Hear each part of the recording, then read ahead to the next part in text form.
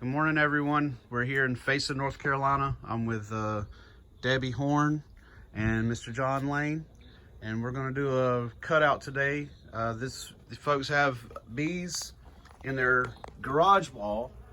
They're going in right here between the porch and the wall, and we can feel up into here. There's bees all the way up into here. So we're going to show you guys how we do this. So hope you enjoy the video.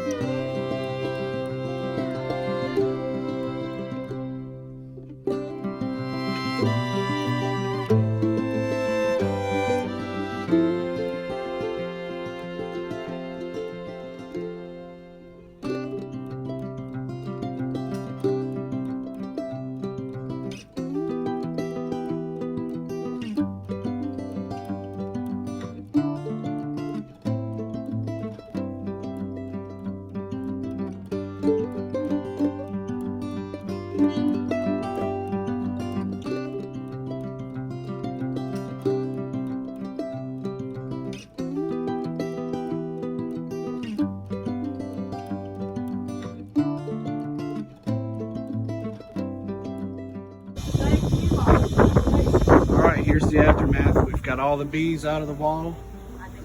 We have put them all in the box. Well, the majority in the box.